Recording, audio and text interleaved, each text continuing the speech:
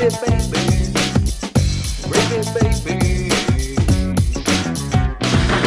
baby. Welcome to Gravy, baby. What's up, my little gravy babies? We've got a very special edition. We've got a Gravy Dreamboat joining us today. Just off top, let me go ahead and say Carmen will be here momentarily because of some scheduling issues. We had to start without her, but she'll be here in just the next couple minutes. We're joined by Warren Tidwell, and DJ brought him in. I'm going to let these two take over. I just wanted to say, what up, biscuit bitches? You guys go ahead. Also, one more thing. Watch on YouTube this week because I swear to God, just two of the handsomest men in the world are on your camera right now if you're watching on YouTube. Warren Tidwell and Daniel Justin Lewis. My whole Christian name. My whole Christian name. Buddy, it's because I wanted to say it more. I wanted it to last longer in my mouth. All right. That's fair. That's good. Man. Now, Warren, one of the things that I really wanted to bring up now, and it's a weird time, and we all know that, but like, okay, probably the number one threat that we're facing right now has got to be cyborganoids. Do you know about cyborganoids?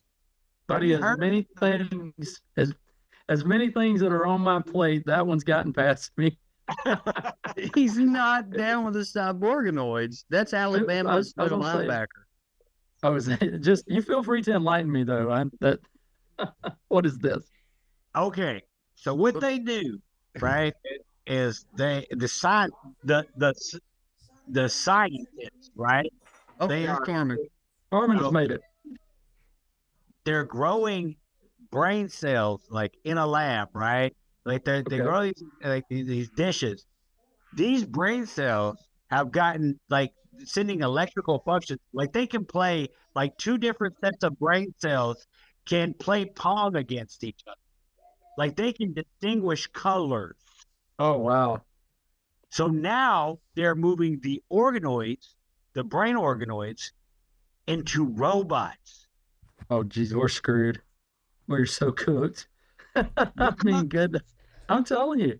I do have a lot of thoughts on AI and things like that, and it's like we're not smart enough for this stuff, right? We're gonna build something that never stops thinking and always starts. I think there's a book. It's called "If We Build It, Like It Will Destroy Us" or something. The name escapes me, and yeah, it's something. It's funny you bring that up because in everything that we do now, it seems like we're encountering some sort of AI. So I have people pitching AI solutions to us for various things. I have actually found things that like really increase the capacity of a 3-member nonprofit, like the one or 3-staff nonprofit like the one we run. But yeah, it's We need a soundboard to boo Warren. no. Listen, hear me out. I'm kidding. Hear me out.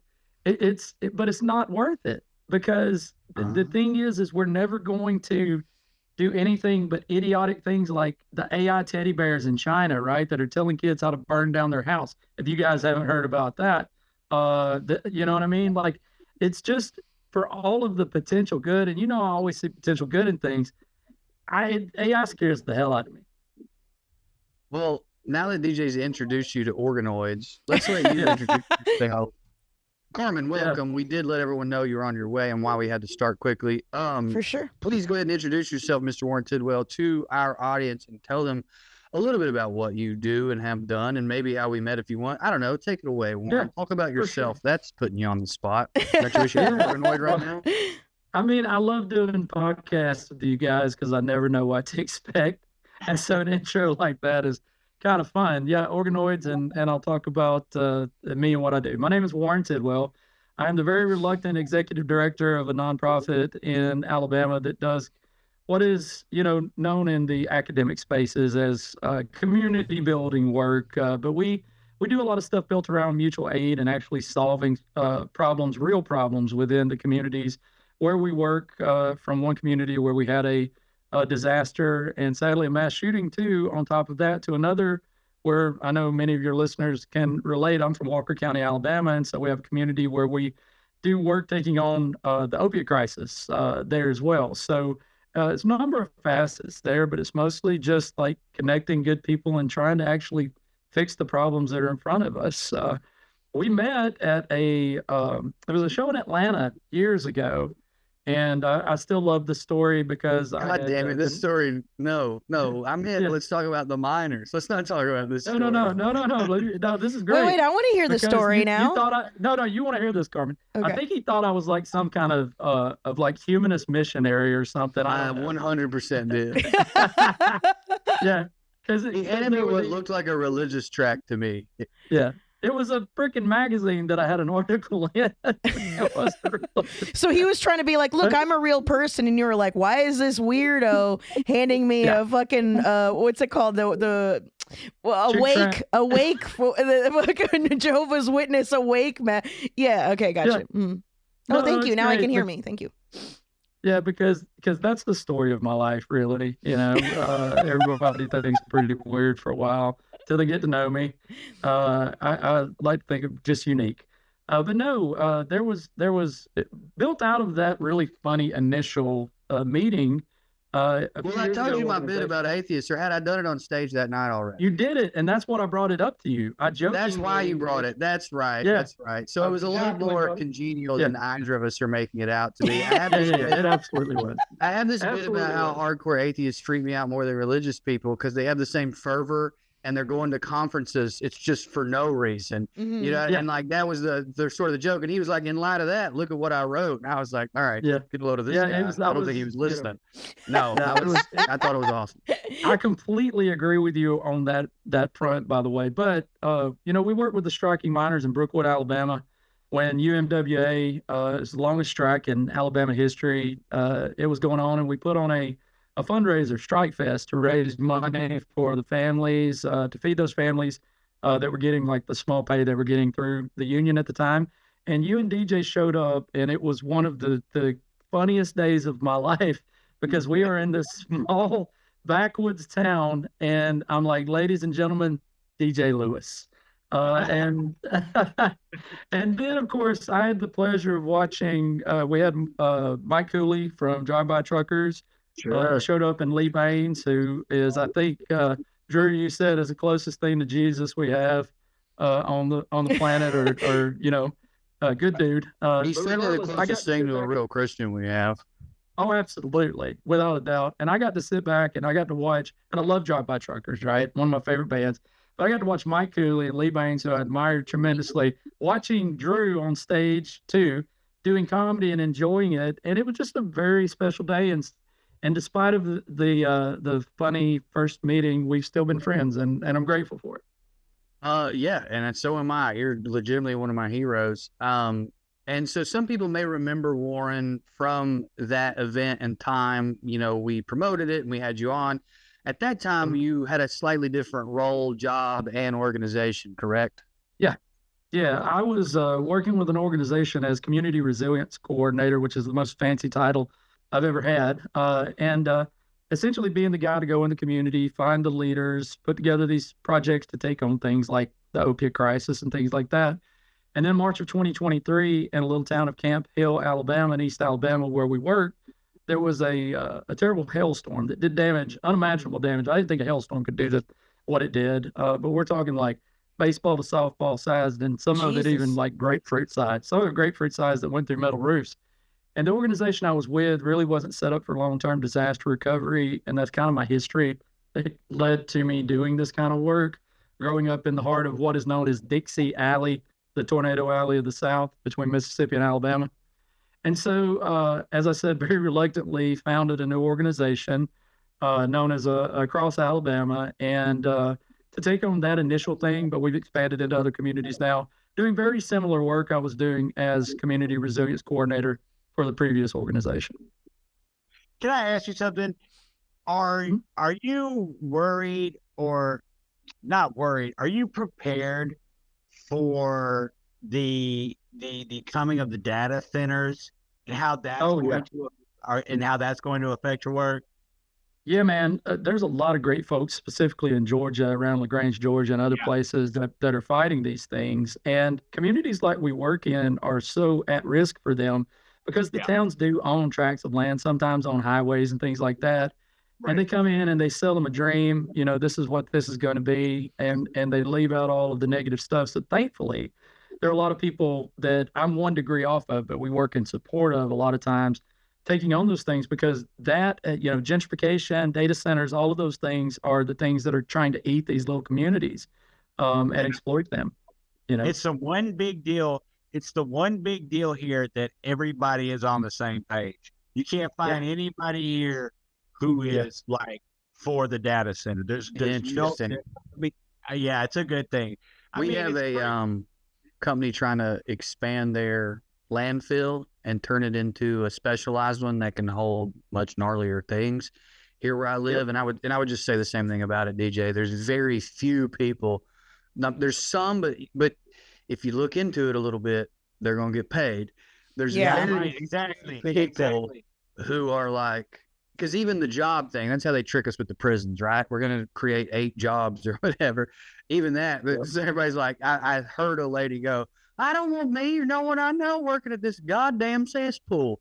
Anyway. Yeah. I mean, one other thing that we find that's fairly nonpartisan is now educating folks around public service commissions who set the rates with the utility companies. I got to give a massive shout out to some organizers in Georgia who actually flipped their PSC and got the extremists that were on it who were working with the utility companies down there and got some folks who will hopefully be more on the sides of the people. And so one thing we're doing in Alabama is the same thing. As we're working with folks, we work with a lot of folks who are, Alabama Power, part of the Southern Company, has just a cabal like so many things in the South. And I've got folks who have $700, $800, $900 power bills who are, paying in arrears month after month after month. But when you talk to folks about that, about energy burden and things like that, they're all pretty much on the same page. Yeah. Everybody knows what a bill is. Yeah. Now they're bullshit. Goddamn right. Well, that's the whole thing is there's been a bunch of people who've been monitoring their meters and stuff like that, and their bills just that shit doesn't match up. And so anytime these motherfuckers come into town, they just start slowly making everyone else pay for something that they don't even fucking want. So it's just so funny that because I find that people don't want the data centers there, but there'll be people who are cool. They're okay with AI, but it's just like, okay, well, you can't have one without the other. Like that's kind of the whole thing. And exactly. So it's like, oh, well, you could make a lot of. I remember I was doing a show in fucking Madison, Wisconsin, and I was just talking to my friends we were bitching about AI because we're all creatives, and some drunk guy comes up and wants to have a chat because he hears what we're talking about, and he's like, listen, but you can make a lot of money in it. And I was like, oh, okay, well, thank you for that. I appreciate your contribution to our conversation. We're talking about what it's actually doing, not us trying to make a quick buck. But thank you for your drunken insight on that. But I bet you probably wouldn't want to live next to these motherfuckers, because that's the other thing too, is they want the thing to exist, they want to be able to make money off of it, but they don't want to be affected by it in any way. And that's the part that's like super annoying. Right. And the media is not covering this stuff the way that they should, right? Because they've all got a vested interest in the profiting. Well, not only that, but there's only 9 fucking investigative reporters left in this country. And then the only way you get that information is if you're following them specifically on social media. And so it's even harder. I think that's the other problem is right now, if people don't know who the fuck to trust, because everybody's been lying to them. And for the longest time, I've been very anti nonprofit just because of what I talked to you about on the Patreon episode, patreon.com/gravybabypod. But if you want, it's just about like a lot of these are just fucking scams. It's just another grift, but a grift where people can feel good about themselves. So that's the other reason why I think this specifically is so important, is because because we genuinely found one of the good ones, you know, and it's nice that we have a personal connection to it. So we can be like, no, we fucking looked into it. Like, this is legit. Yeah. This is a person who's legitimately trying to help. If you have cash on the shelves that you don't know what the fuck to do with, this is where you send your money to, you know? Hi. Across Alabama. We'll put a acrossalabama.org to piggyback on the back of that. Yes. yeah. Look it up. Well, I mean, I say my job is has gone from working on front lines with people building projects to creatively begging for money and for rich people's tax dollars from foundations. Right. Like, Right. It's not a good. It's. Yeah, I go back and forth. It's not a good system, and it's like, how do we break that, right? How do we Right. change that without upholding it by taking part in it? It's something that I agonized a lot about. And there's no way to really, because for the longest time I was just like, why can't we just give money directly to wherever it needs to go? And then it's like, okay, well, who's going to allocate the funds? Who's going to? And I was like, I don't know, somebody who wants to do the thing, somebody who's interested in fixing the fucking problem, but then there's more to it than that, because the people with a lot of money who want to do good, they would rather go to a fucking fundraiser where it's $10,000 a plate, so they can, you know, be obnoxious around their obnoxious friends and feel moral superiority over their rich friends. And it's just like, okay, but have you ever given somebody $100 bill at 2:00 in the morning at a McDonald's? Way better payoff, dude, and way cheaper. I was going to tell a funny story on the Patreon. I'll tell real quick right here. I went to a nonprofit training seminar with a major university that shall go unnamed. And they said that I knew I was in the wrong place when they said, you will often have people who don't like to stand in line. So if they have to stand in line getting into your event, make sure you have things to offer like champagne spritzers, right? And I looked at the lady next to me. We both realized we are not in the right place, right? This is not for us. That's so funny. I brought up my friend on the Patreon, patreon.com/gravybaby. We have more with Warren. I brought up my friend who does this kind of work with one specific institution, and that's what she does. Yeah. And she's completely self-aware in the sense of like, oh yeah, this sucks. Mm-hmm. Yeah. I mean, I'm leaving here with $500 million, but like, yeah, and it's just like it's another one of those examples. I brought this up before of that, what the fuck is water anecdote or poem or whatever the hell you call it, like the joke with the fish, where it's like, what are we doing? What are we doing? I had dinner with my brother last night, and it was at a place where there was an open mic. I did the open mic, and we had dinner. And he was like, hey, what's that building down there? And this lady told him we were outside smoking. And he was like, oh, that's where we had our event. He's currently at a halfway house, and he was talking about, I don't know what else to call it. He was talking about, like, it's a good organization. He likes it. But they had an event at this fancy place where he sort of felt like almost, not paraded, but like borderline paraded, like, oh, totally paraded. Look here. Absolutely paraded, yeah. Oh, there's a thing called the poverty experience, and I've seen it I'm in Auburn, Alabama. I've seen local churches here do it, and it's where they bring in poor people, and they do these exercises on what it's like to be poor with people who have money in the attempt to help them understand poverty. It is one of the grossest things I've ever seen in my life. I mean, it's that exploitation we often talk about. Oh, but on the other side of it, if you're born into that and you don't know anything, then it's hard for them to genuinely wrap their head around. Oh, you know, you don't have dental. Oh, you don't have a person to fix this. You don't have why don't you just have somebody do it? Like it's just so foreign to them. So it is it is gross. But at the same time, like I get where you're like, we have to make these people understand what this experience is in order for them to be able to fund to assist doing it. Yeah, it's just that it's like marketed. It's these big pretty flyers, and it's just the whole thing is it's fucking weird. But it's the same thing when I was like in middle school and how they brought us to the prison and then were like, this is a thing. Look at this is a thing that could happen. What are you gonna say, DJ? I was gonna say like there are like, have you ever heard of well, I mean, obviously you've heard of it, but you've heard of Jeff Foxworthy. But are you aware of his work that he does? Like, he's very involved. He's very involved with like drug addiction. He's very involved in the homeless situation in Atlanta. Mhm. Have you ever heard any of his stories? No, I haven't, but I'm familiar with some of the work. Yeah, regardless of how you feel, he's a fucking real one as far as that Mhm. shit goes. I mean, you know what I'm saying? Like, Yeah. And I think he's really he was introduced to homelessness and the homeless situation and the epidemic kind of in that way. So granted, it is Yeah. it is weird to be that.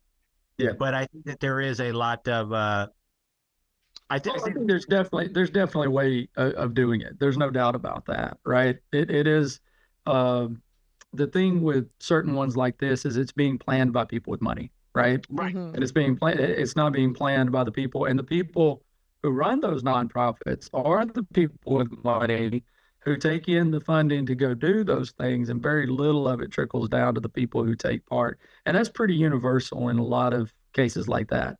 You have nonprofits that will come into communities and they'll knock on doors and they'll get stories from people and they'll do surveys and they'll do phone banks. And then they'll report back to their funders that, hey, we talked to X amount of people and we did all this. And there's a time and a place for all of that. But when it goes absolutely nowhere, like I've seen time and time again, yeah, it's really pretty maddening because it's grotesque the amount of money that is out there, and it's even more grotesque how little of it gets to the front line. And I think if people want to hear more, we do talk about that on the Patreon episode. Yeah. And I'm not just saying that so people will go sign up for the Patreon. I really want to hear about, you said part of what you're doing is sort of establishing this mutual aid network. Can you talk more about that? Like, I think there's a lot of people listening right now going, hey, look, I've listened to these guys for years. Fuck nonprofits. Mhm. But now what? Right. How do we start mutual aid? How do we how does somebody who doesn't have this kind of access in their community, how could they start organizing something like that themselves? Because the way especially when we get into the Biscuit, when we talk about how dark the future is, I feel like that's something that would be essential. Yeah, it's hard. It's just I'm point blank. It's not easy. Mhm. But the thing that I'm seeing, and every community is different. A lot of the needs are different in every community. From the simplest start of a community garden, they're converting the football field in Parrish, Alabama, the old football field, to a community farm, right? And they're training people on farming around that, and they're going to be supplying a lot of the residents with food and things through that farm. I mean, football fields, you can farm a lot of stuff on. And it's creating a space, and again, talking about on the Patreon, not to promote the Patreon episode too much, but it's promoting a space for people to come together. Because what has happened in the last 25 years with the internet is we do this, right? We're rarely together in the same space. And when people come together in the same space and you ask people, what are your ideas? What do you think, right? You'd be surprised how many people, perfect example, they couldn't get the field plowed, right? And some guy shows up and he says, well, hey, my uncle the next town over has this tractor and we can bring it over here and we can plow the field up. And so they do that. There's no easy answers, but it's just about connecting your community to try and take on the problems together. And it's about being exceptionally careful about people who come in and promise you the world, right? Right. And because the nonprofits, what I'm seeing now, are really taking advantage of this mutual aid aspirations a lot of these places have, right? And they're coming in, and then you have people, we've been there. The money's gone, there's not a lot to work with, and you're desperate, and it forces you to compromise on some level to be able to be like, yeah, sure, come in, talk to the folks, but then we can get this $5,000 so we can build this one thing in the community. It's something that, man, we have these conversations all the time. But at the end of the day, the one thing we tell each other is we got to break down, there's divisions in every one of our communities, right? The people in silos, be it family, rivalries, things like that. So the cornerstone of this, we call it creating neutral ground.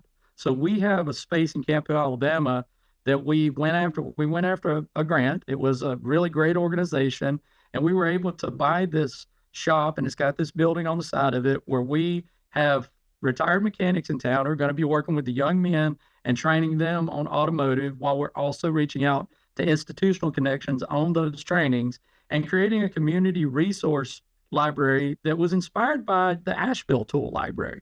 And we're doing it in a rural space where we are taking, Auburn is a very wealthy community. And so there are people there who are willing to give tools and all these things. And so we're, on some level, we're attempting to redistribute a lot of this stuff to take on some of the scarcity. But at the end of the day, my son said this, and it's probably already been said, and it's going to go on the wall of our place. When we share, we have plenty, right? And it's taken on this idea of individualism, and it's promoting the collective efforts and showing the power of what happens when people work together. And we see it every single time there's a tornado or a hurricane or something like that. We see the potential of what happens when we can work together, right? And it's like, these communities are slow-moving disasters. Look at it that way, right? What can you do to step in and bring the people together that you know and actually get together and talk about these things and figure out where your assets are, right? Figure out, and I know a lot of these communities, there's not a lot, but everybody knows someone, right, from outside these places. I wish I had a very easy answer to it, but at the end of the day, it's just like, go outside, touch some grass, meet the people around you, and have real conversations, right, about this stuff. Yeah, just about any, man, if you could find, I would say, if you could find any punk rock hardcore show, dude, you're going to find a mutual aid, some sort of direct action. You can find like any type of like alternative bookstore or whatever. Usually, I mean, for the most part, dude, I would say like the majority of them have some sort of like left leaning that can point a person. Yeah. Who's, yeah, for sure. But like, that would No, I'm glad you brought that up. Because the other thing is too, is we do have the power of good on the internet. So in Parrish, Alabama, when we talked about getting Narcan access to people there, if it wasn't for amazing groups in Eastern Kentucky and West Virginia, we wouldn't have been able to move that forward, right? You can get online and find people for God. There are people doing this work all over the place, and there's no reason to reinvent the wheel if somebody's already working on it. Mm-hmm. Yeah, Pennsylvania, I don't know if it was Pittsburgh or whatever, when Helene hit, their anti-fascist group, and well, I'm not going to talk about it. But anyway, they were very instrumental in helping a lot of the areas around here. And that all just comes from internet. Just fucking, yeah. It's been a double-edged sword for my own. I wouldn't be sitting here talking to you guys without it, you know? Right. And it allowed us to build these networks out more than where we are. And we talk about organizing our communities. The key word is organize and be organized. You have to document the people you know, create your email list, stay in touch with the folks who support you, the folks who are like-minded. Tell your stories, use social media to show your successes, right? And people, when you humanize the problem and you connect with people on a very human level, it's, I've seen human beings do amazing things together, almost unthinkable things when it comes to taking on things like when all of the autoclave N99 mask made from the sterilization material and surgery things, a bunch of grandmas in Alabama sold like 20,000 of those that were used to supply the hospitals in the state during the pandemic with things they were using for surgery, right? And that started with like one dude in a Facebook page. Yeah. I just be a little bit of an attorney and say maybe don't make too accessible of a list these days. Maybe don't write everyone's name down. Well, no, I mean there's definitely there's a whole other conversation to be talked about. Skip the addresses, I guess is what I'll say. Just put the email. Don't put your marginalized groups, your folks that are at risk, your undocumented folks. Please have some common sense there. And don't do that. I'm talking about your supporters, like the people outside of the state, the people who are rich are helping you. Write their names down. I say the rich, but quite often not. Guys, I'm blunt. I'm talking about there's a lot of liberals with money who we help them sleep at night. I'm just being honest. Mm-hmm. And you got to tell those stories and you got to keep folks involved. A lot of good folks. I don't want to sound so completely jaded today on the podcast. It's been a rough few years, right? But it's not fucking easy.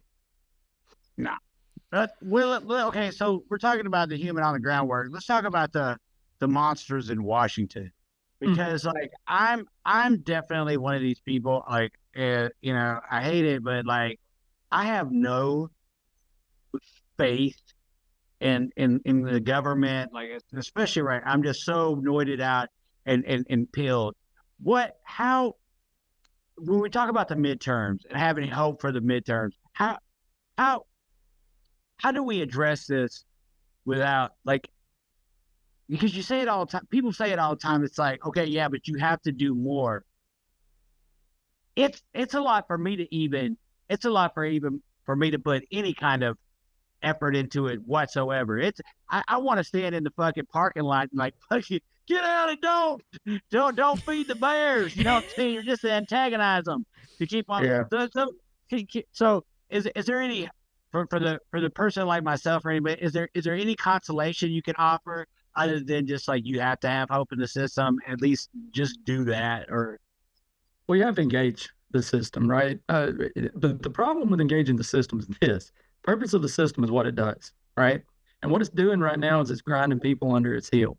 And it's doing it with the two-party system that we have that allows the Overton window to be dragged so far to the right, because again, it goes back to profit and their interest in it. But what I see coming, what I know is coming, because I know some of the people doing it, you're going to see a lot more independents get involved. And in Alabama, to run as an independent, you have to get something like 400,000 signatures, like 10% of the gubernatorial election, the previous election. The systems are designed to keep it locked in that two-party thing. So I have zero, like, again, it's the whole thing about, they talk about lesser of two evils, or getting back to some semblance of normality. But people are still going to be hurting. People are still going to be deported, right? People are still going to go hungry. And these systems have to change. What I'm seeing that is encouraging is these alternative systems that are being built in these vacuums, right, of these small communities where people are, to where they're like, there's no justice, there's just us, that whole thing. Like, they're going to do that. We're going to build systems to protect our people around here, as we've talked about. Like, our people are safe where we're working, and we're going to focus on feeding and clothing and the basic needs of the people around us. And it seems really dark to talk about, and I never dreamed we would have these conversations. But yeah, I don't trust the government to do anything but benefit corporations at this point, right? And that doesn't benefit any of these communities. I'm watching communities right now under the gun of gentrification that haven't been invested in decades, and it is it's maddening, man. It's hard not to lose hope, but I can't. And the reason I tell people the alternative is not like, it's not acceptable, because then I go, pull my hair out, live as a hermit in the middle of the woods somewhere, or, sail to the middle of the ocean. So, yeah. Yikes. I mean, call him out. He's right there. Man. You got something I did there, huh? Let me just contextualize that question, because I can tell what's happened here is you said on the Patreon, which we previously recorded, that you had hope for the midterms, and that has stayed on DJ's mind. So can you square that away? Yeah. And not like as a challenge, like you can't, but like help me understand the kind of cynical but honest thing you just said with that hope. Tell us about that hope. Give us some more of that. Well, the reason I say that is because you're looking at the elections and they're swinging wildly away. MAGA is crumbling. I can't recall the last time I've seen a Trump flag T-shirt sticker in rural Alabama that is, in the heart of some of the strongest places. And it's all anecdotal. There's nothing scientific about this, but I try to look for reasons to have hope. And one of those is my family a lot of them have shut the hell up on social media about taking on everything. They haven't said a single thing about the shooting in Minnesota yesterday by ICE, right? Yeah, not a single thing, not defeat, like it was a justified shooting. But yeah, I have to have hope that we're going to get away from this cynical, ghoulish thing that is the worst absolute part of our politics, back to just the jaded cynicism, normal politics that at least doesn't pass laws targeting people, right? Mm. I wasn't looking at the screen. I see Drew laughing. I'm sorry. I know. Yeah, I mean, it's hard for you to not have hope when you're in the business of hope, Warren. You know what I'm Right. saying? Like, you're quite literally going into communities that that have no hope and Right. trying to provide it. So I get that, and I get that cynicism shouldn't be.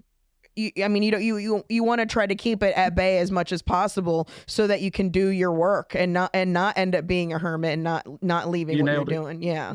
Well, I You nailed it. get that, but hold on. Sorry, I was. But you're talking muted about, because yeah, you had a fun interruption. that was great. that was so good, especially the That was timing of it. Just considering who he is and then how he feels about the world. But I wanted to not push back, but ask you to flesh this out. Like, I hear Yeah. what you're saying, and I agree Yeah. with it. But the thing you said a minute ago about the two-party system, the Overton window and stuff, is like, okay, and like if that mentality isn't as popular as it once was, does that help now? Is it too late? And or what do we do with it? What do we do with the waning power of MAGA, if that is correct?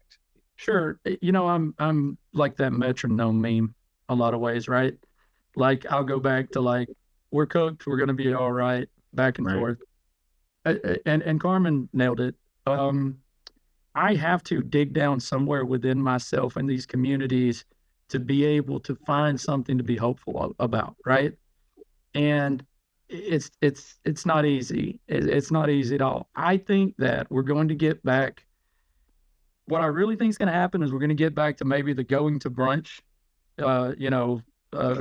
liberalism that still, the neoliberal policies still exist. But my hope is that there's some cracks in this two-party monolith that can be exploited. That's what I'm looking at. Like, I'm seeing people from across the political spectrum, working class folks. It's why we talk about organizing around working class identity, right? And talking about these, they like to say these kitchen table issues when we talk to people. You see a candidate like Mamdani get elected in New York, which would, and this is 20 years after, September 11, 2001. And those are the kind of things. Do I think he's going to be any better than the run-of-the-mill Democrat? I hope so, Mhm. right? But I'm going to have to see it Right. to believe it. I try not to put too much of my hope in politicians and what they do. What I do try to do is to push people to be like, look, you cannot throw your hands up and say everything's screwed, whatever, because that's just going to play right in the hands of the fascists, right? Then they have no, because That's it's what their they're hoping job to for. outrage us. That's what they want. Yes, it's yeah. their job to outrage us and wear us out. And I am worn out. I'm not gonna lie. I am worn out. But at the same time, I'm stubborn as all hell. And I'm asking other people to be stubborn too, and to please try and believe in something better, because the alternative is that we give up and innocent people, the people I work with, who have no power, who are in hopeless situations, right? That we can find something there to move forward together that makes sure that those people, the most vulnerable ones of us, aren't the ones, because I'm going to be fine on a number of levels. I can be fine on a number of levels, no matter what's coming. That those people, aren't just forgotten about, and us in a great deal of our privilege say we can't do anything, right? Yeah. I hope that, I mean, not to get too much on my soapbox about it, but like, I deal with some people in some really shitty situations, right? Like, they are, I'm at the end of my rope more times than I can count, right? And the thing that drives me is keeping people holding on to that rope until we can move something that addresses the issue they're facing or gets them into some semblance of stability, right? And not to get too preachy about things today, but yeah, it's real easy to look at how dumb things are right now and how vicious and ghoulish things are right now, and look at what's gotten us to this point. Mhm. Because this country is an imperial nation, and we know all that, but the people of this country also helped end slavery and Jim Crow, right? Like we have good people here to fight back. The reason I have hope is because I believe in the ability of people like us to stand up and say, "Fuck you guys, we're not going to let you run over us like this." That's it. And I think to go along with what you're saying as far as the midterms to talk about what Drew's talking about is you in order for us, it's easier to operate when we're not being actively attacked. So that's why. Yeah, that's why you should vote even though you don't fucking believe in it. That's why, is because when they're literally trying to dismantle all the things that good people in this country have done to try to navigate the already shitty system. They're trying to, I mean, think about it, like even the organizations that were set up to keep us safe, the EPA, all of this other shit, they're literally trying to dismantle all of the things that have kept us safe or less sick outside of all the corporatists trying to get their fingers in food, in medicine, and all of that shit. So if we have an enemy that we are at least familiar navigating, as opposed to going, well, fuck, right, I don't even know how the fuck I'm going to get, how do I even, I don't, is now helping people is illegal? You know what I'm saying? Like, at least not letting it get worse. That's why I think people are like the midterms, even though all of us are like, fuck the midterms, fuck all of these corporate cunts that are trying to act like Democrats. Yes. They're all being a piece of shit anyways. It's easier to fight an enemy that you are familiar with, as opposed to having somebody who is a fucking loose cannon and doesn't know. You know what I'm saying? Yeah. So I think that maybe is to try to meld the two things, that what Drew's trying to get and what you're trying to say together is the reason the midterms even fucking matter at all is I would rather fight someone who I know how to fight, as opposed to, you know, I don't know how to how to fight fascism. You know what I'm saying? Like, I hate incrementalism. I hate the idea of voting for harm reduction, but I also we don't have another fucking choice. I know people who will die from these decisions, and I know there's a lot of people out there who are like, screw it, let's burn this all down, let's all start over. But you know, I got to look in the eyes of people who have been harmed and will be harmed by these things, and I think at the end of the day, for me, it's doing the humane thing. And doing the thing that sadly does, apologize, guys, I'm on my phone and I keep getting phone calls. That does get us to a position of taking on an enemy on an even playing field, not a gamed one, right? Because they're gaming the system right now against all of us. And many people are cheering, many people on the right are cheering for that gaming of that system because it does benefit upholding these systems that they think benefits them, right? They think it does, but at the same, it harms all of us. If we're working people, these protections that are being taken, all of these things, it's harming all of us. Right. I guess, well, that, voting aside, I mean, voting is something like, I don't know. I hope it works out. That's where I am, right. No, man. I get it, dude. I get not wanting to participate because we get fucked either way. Like, I totally understand that. But you're also talking to a person who's actively looking into people's faces and actively being like, we're gonna get through this, into a pace of who doesn't believe that at all. So I think that there has to be some sort of try. We have to try. We have to fucking try. Right. Okay. Yeah. I don't disagree, but go ahead. Hi, go ahead. Go ahead, DJ. Oh, well, what I was going to say is, like, this never-ending loop of, like, political consumption and how that this really ruins action.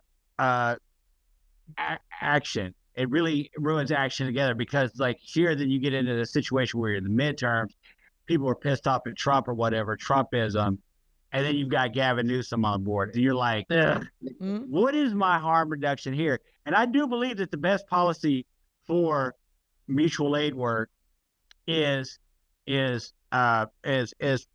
militant harm reduction. I mean, going every direction that you can to help. You know what I'm saying? To help as many people as possible. Yeah. I think the problem that I keep on coming into, and again, voting's not even an issue, really. I just wanted to hear you say, like, either way. I think really where I'm at right now is how to, in what ways to engage people so that they don't just go back to brunch during the genocide. Like, how do we, like, how do you remain vigilant in this space? I think that's actually more of the question that I wanted to ask. It's like, because we're in a situation now, and I don't want to get too far into the weeds of this, but like, if they're not going to investigate this dude in Minnesota, okay, like, it's already going to get worse, but like, it's going to get phenomenally worse. And not just for immigrants or whatever. That was a white lady. This is for all y'all. So, you know what I'm saying? For all of us, every single one of us. You know what I'm saying? And I don't know. I think it's in a situation with like police and everything where we're like, well, you know, we were like defund the police, and then, you know, Biden came and they were like, no, not only are we going to fund them more, you know what I'm saying, and get more police, but, you know, and then the murders never stopped happening. It never stopped. You know what I'm saying? It actually been constantly escalating. Yeah. The one thing I wanted to talk about when it comes to like the powers, the ghouls that are in there now, we know that things like USAID were cut, and we know USAID is the front for CIA soft power and all that. For sure. But at the same time, I have friends who have died because they can't get HIV retroviral drugs in Ghana. Right. And so it's real hard for me to hear people, you know, talk about how bad it could be when it's already bad for people elsewhere and getting worse, right? And y'all know I'm no Democrat, and I know I could bitch about Gavin Newsom all day long. It's not a the whole situation is just a great big shit sandwich that we're trying to figure out how to eat, right? And for me, I go back and forth. I very easily, if I hadn't worked in the place I've worked or in the spaces that I've been in, would be even more radicalized than I already am about changing these things. And then we absolutely have to. Right. These systems are hurting people, but it's so hard for me to see them. Like, we knew these things were going to happen, right? Knew that it was going to get worse in a lot of cases, but to know the people that it's affected personally is like just a very, you know, it's tough. And it's tough for me to say, fuck it, burn it all down, when I'm seeing what burning it down in places now is doing to people I know. And again, that's not because there are people dying around the world that I don't know because of the two-party system and the ways that nobody it's a great big shit sandwich.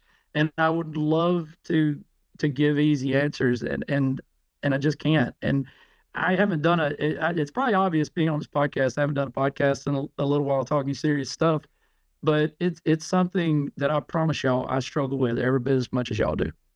I really do. Well, that's the heart of it, right? Is that struggle. And I think your metaphor for how do we eat this shit sandwich is apt and painful. I get so frustrated.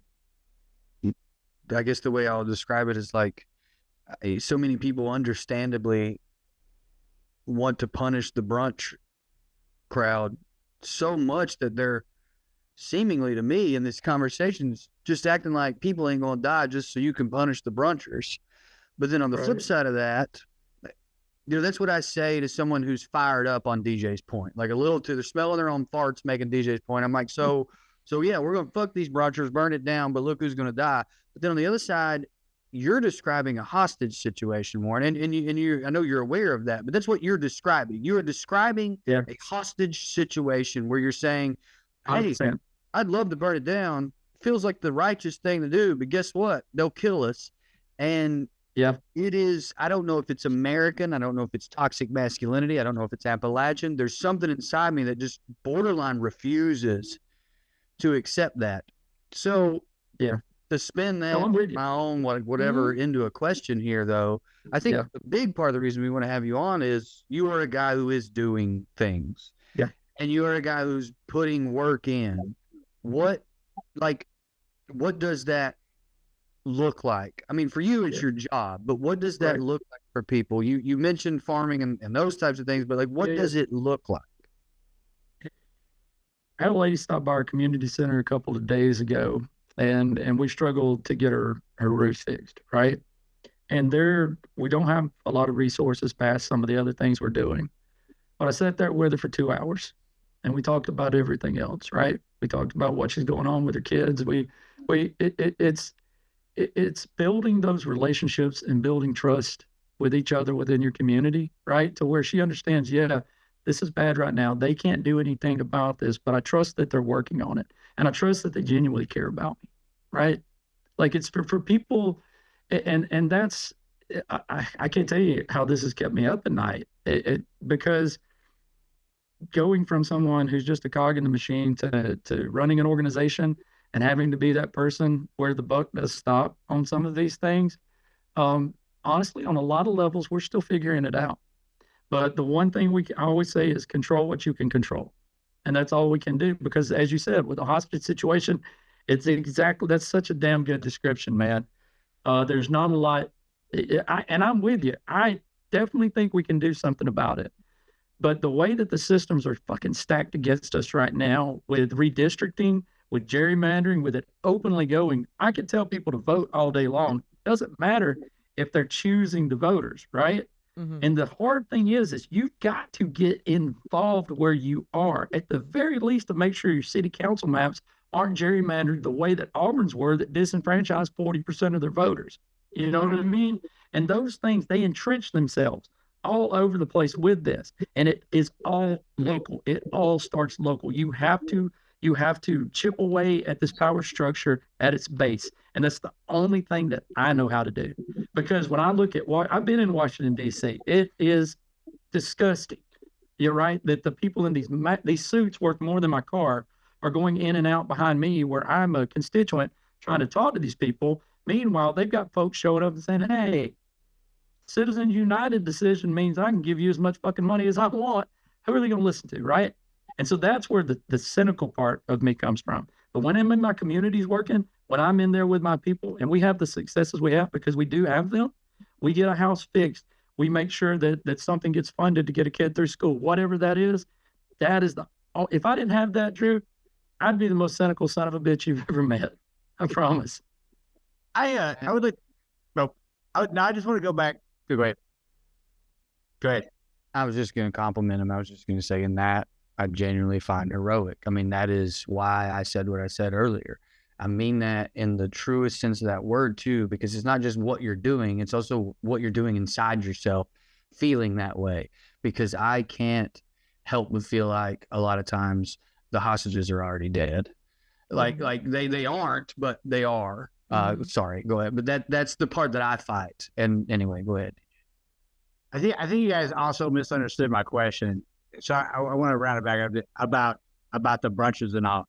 It's not the question of like it's the question of how do you reach out? I understand that empowering a community that feels like it doesn't have control. Once you empower them, like they start to change. Everything about them starts to change. But how about and we're calling them brushes. We all know it. I don't like to use that. Really, it feels weird saying that. It feels like a slur. I thought you did just come up with a slur. I was like, oh, okay. I haven't thought of that one. Don't let them take our fun away, DJ. You have yeah. But like, how would getting your community to help them? But how do you get those people who are comfortable engage to realize like I think that's really the big point that like is that's really the point with like how I was beginning this about the midterm and then stuff like it's like how do we get these people engaged? How do we get them to see that, okay, well, you might have another 4 years, but guess what? The 4 years after that might be all retribution. And like whatever you skated away with right now, like you're not going to be able to next time. Right. And I think it's gotten so bad that a lot of folks are seeing that. Like you said, they killed a white lady up in Minneapolis, right? Yeah, And like they're coming for you. You know what I mean? Like, and I think a lot of folks realize this. Like a lot of people, made fun of the No Kings protest, the 5051 stuff, and I have my own thoughts about that kind of thing. But I did show up in those spaces, not to be anything, to meet people. Because where we are in these rural spaces, it gave them a touchstone. It gave them a place to come to find like-minded folks. And a lot of them were way closer to the way of thinking that I am on a lot of things than just showing, because I'm actually about to record a video on good trouble and what good trouble means, right? Because I think people get that wrong across this political spectrum. And, it's not about showing up. I'm angry. I got a sign. And then going back to your home and saying, well, I don't want a king, and not doing no demands, doing nothing like that. So what I focused on is peeling people away and moving them into our spaces and engaging them and getting them, bringing them into these projects, getting them face to face with it. To me would, I guess, be a more productive poverty experience rather than these, the predictions we talked about.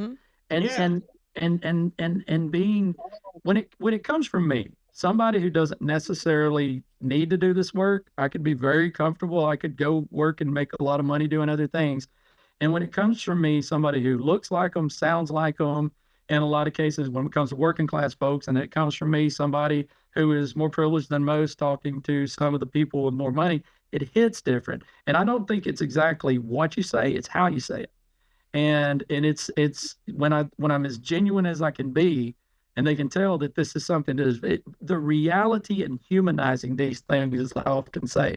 That's the key. Because it's so easy to think of things in a certain way and to compartmentalize it. But when it's right in front of you, you can't look away. And if you do, you don't need to be a part of it anyway. Right. I guess that's I really like I guess people are just gonna what I fear, and I think this is my biggest fear, is people getting comfortable, because that's me getting comfortable and getting full of vengeance, and it's just, it's a scary thought. It's a scary thought. You nailed it, man. Because my fear is that the status quo that's harming all the people that we work with, right, was harming people before Trump came along. Sure. And it's going to keep harming people. And my biggest fear is that the work, the thing that got me is I realized I'm not going to live near long enough to see the changes that I want to see in the world, right? And so I essentially kind of see this as maybe, being someone who's helping to move the ball down the field and to create some ripple effects that affect some changes in these communities. And yeah, man, I want to raise hell, and I want to yell at people, and I want to burn shit down.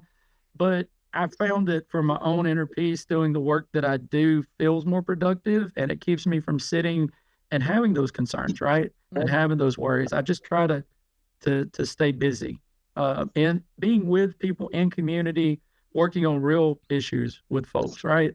I mean, that's, again, it's not a complex thing for me. I'm not a complex guy, but it's just, if I don't do it, I'm gonna burn up. I often say I'm the angriest person anyone's ever met. It shocks them, but I have to keep that, not pushed down, but I have to be able to harness that outrage and that anger without it burning me up. Yeah. I think there's a sweet spot in the middle where we could have, a sect. I mean, obviously not you, because you have a proper organization, but I think that there should be a gray area where we just incorporate some crime to make these things really work. I think ultimately that's what direct action works. I was just thinking about crime. I'm saying I think that's the only thing it's the only thing that I think could really actually help, is going, okay, well then I just won't follow these rules. I think crime is the only way that we genuinely get ahead in a system that's trying to actively oppress us. They're doing crime. Exactly. That's what I'm saying. We're not gonna do crime if they're like. That's what I'm saying. We just do crime for good. Why not? I've been saying it for 2 years. I know. It's how we We're beat the in prison, agreement. the private prison options. Remember, Drew, when we talked about the direct actions around the private prisons in Alabama, Mhm. right?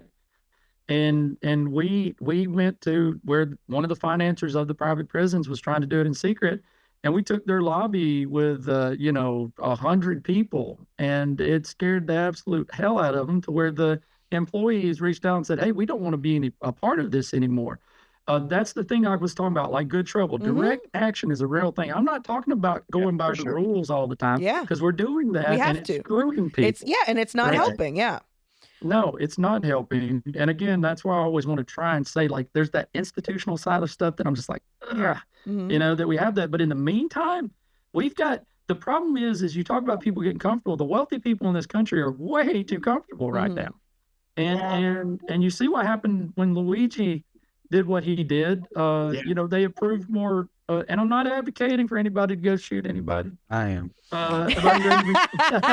Producer Marcus. But I feel like Drew can carry that part for me.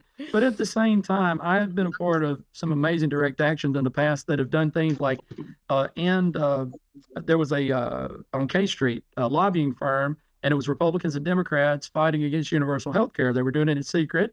We did the same thing, took the lobby, delivered the letter to the CEO. It was like 800 of us in Washington, D.C. And the guards were like, y'all can have this. They were out. And 3 weeks later, they shut that down. And when I talk about, getting active in your communities, yeah, that's one thing. Direct action works. Mm-hmm. Hell yeah, it does, dog. Yes, it does. That is a fact. Have I told you about the Left Hand Homie Smugglers Guild? You have not told me about the Left Hand Homie Smugglers Guild. Well, let me tell you, we be smuggling. All right, we be smuggling. We down to smuggle. We are. We don't bring the law though. We change it. We're smugglers at law. Mhm. We have our own. We have our own We defense have our own attorney. code. You can't break the law if you're sovereign under your own law. Man, I just had the greatest idea. I just had another idea too. Damn, I'm having ideas like a motherfucker right now. But you know what? I think kind of like what I'm talking about with like reaching that class of people, that liberal class of people who will just be like, hey, I hate Trump. It's not like it has no real class analysis to it. It's like it's that thing that doesn't really have like it's just I'm against the GOP or Christianity or whatever, which is fine. It is just totally fine. But like I think a More Perfect Union does a great job. They do a fantastic job of reaching out to that type of as well as other people.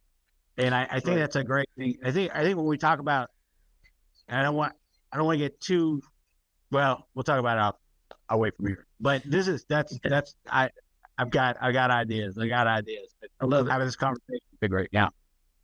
Well, I was going to say We one could thing kill about- their pets. That's an idea I have. Or hold them hostage, and then the money goes to an organization that's actually not corrupt, where it goes to direct action. No, I didn't. I put back on my idea immediately. I imagined myself killing Lindsey Graham's dog, and I was like, "This is the one person in the house who doesn't deserve this." So I changed my mind. Sure. Also, Yeah, what if he's sure. got a cool ass dog? Like Yeah, a we steal. You know what I meant to say? You guys misunderstood me. We should steal their pets. That's what I'm talking about. We Steal. hold them hostage. We hold the pets hostage. We get the Let's cash. just take them, Carmen. Let's Sure. not even offer to give them back. Let's I just mean, be like, that's good luck. true. Get another one, could we'll you do it imagine? again. We just keep stealing their dogs. Yeah, we would be way better owners. I mean, seriously, Yeah, could you imagine being Lindsey Graham's dog? Just Yeah, saying. okay, there you go. Let's corporate take over their dogs.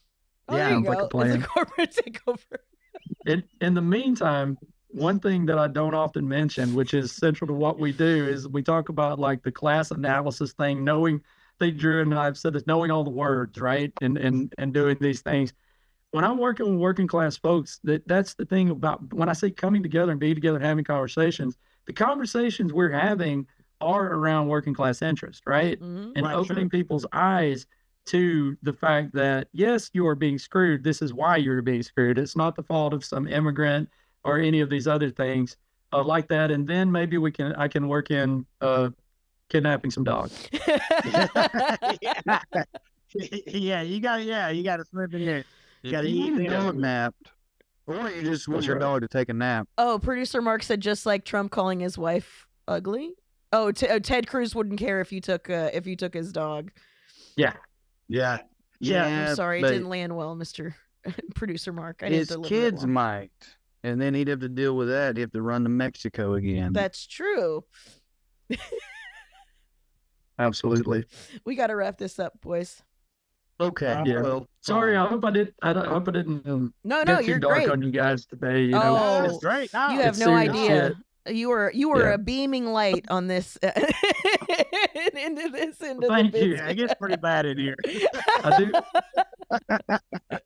Well, you know, that, like I said, I think it's also self-preservation in a way Mhm. for me personally. I just wanted to give Drew a shout out. I haven't got a chance to mention this to him. The comment you once made about my intense eyes, the mileage I've got with that with my wife and annoying her has been amazing. So thank you so much. you've got to stop reminding me of things I said. Although that one was way more pleasant than the other ones. Oh no, man. It's all good. That's awesome.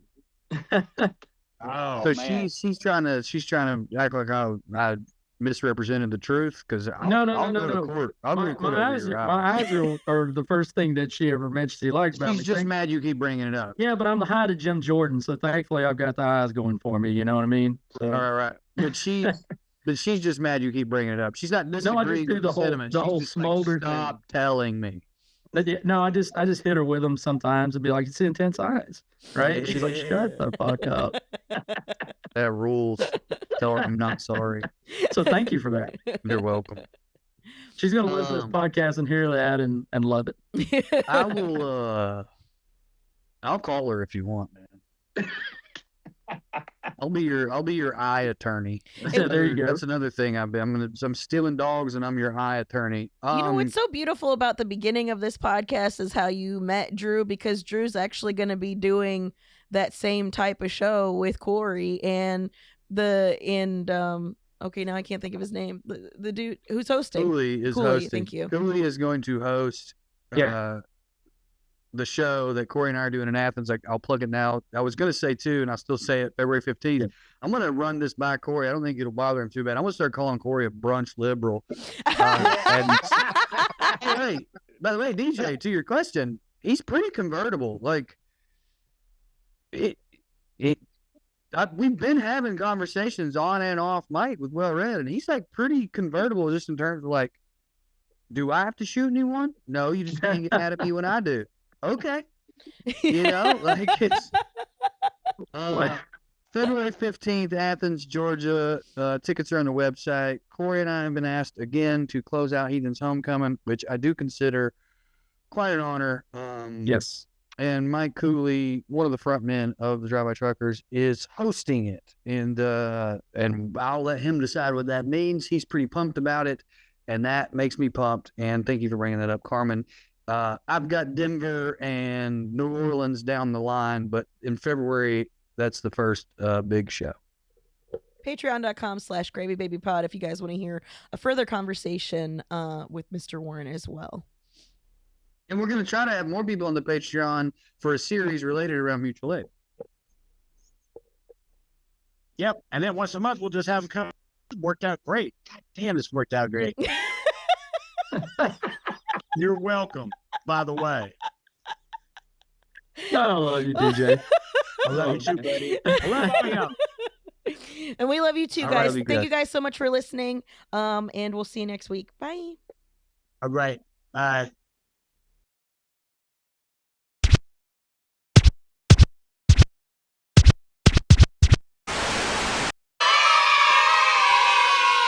You could stick a whole ribeye in one of your back pockets. Like,